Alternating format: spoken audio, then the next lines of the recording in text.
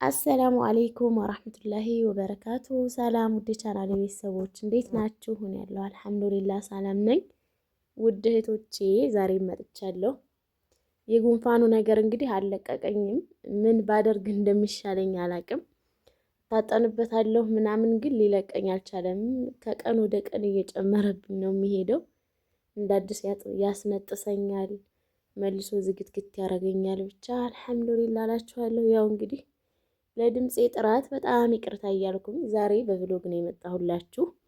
ውድ እህቶቼ፣ ብዙ እህቶቼ ቭሎጌን ተወዱታላችሁ። ቭሎግ ስሪልን አትጥፊ የምትሉኝ ያላችሁ፣ ኢንሻአላህ አልጠፋም። እናንተም ደግሞ እኛ ቪዲዮ ስንለቅ ላይክ በማድረግ አበረታቱን ውድ እህቶቼ። ትላንትና ሀዱን ቪዲዮ ሰርታ ነበረ።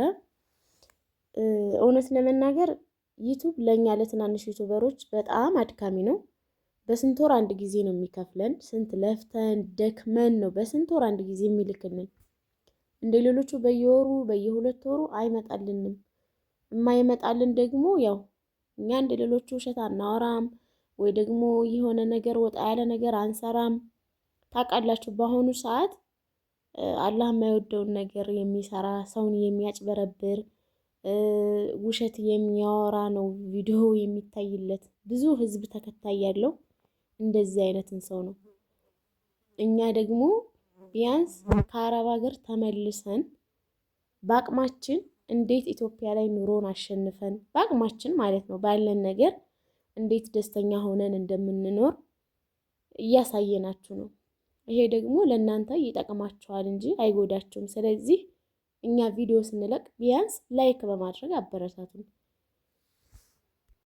እናንተ ላይክ ስታደርጉ ቪዲዮ ብዙ ሰው ጋር ይደርሳል ማለት ነው። እና ደግሞ ቪዲዮ ስታዩ ማስታወቂያ ይመጣል።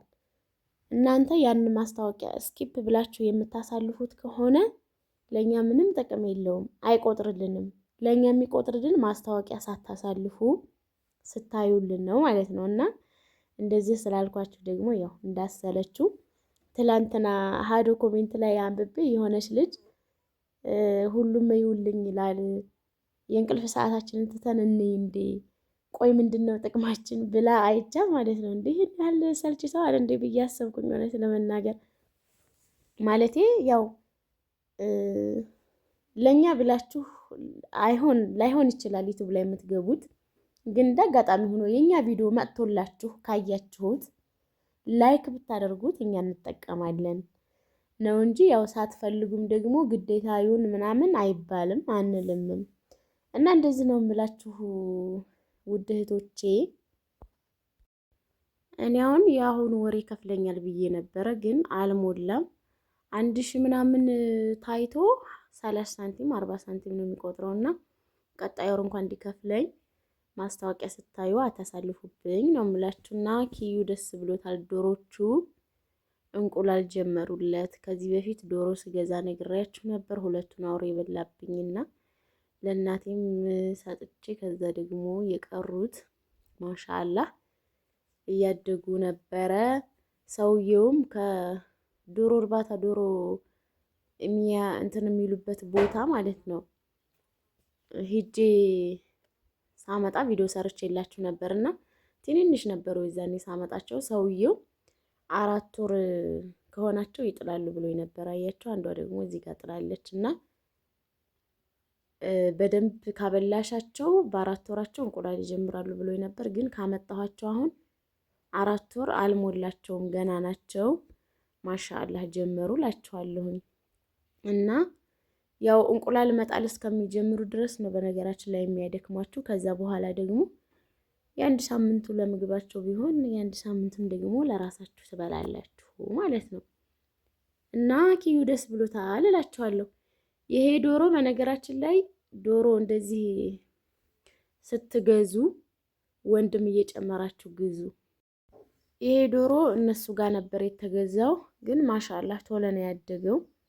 ዶሮቹን ይዞ ወደ ላይ እንትኑ ጋር እየሄደብኝ ይዞ እየዞረብኝ ሸጥኩት ማለት ነው። ባለፈው ነው የሸጥኩት 1500 ብር ሸጥኩት። ሲገዛ እንግዲህ 450 ብር ነው የተገዛው።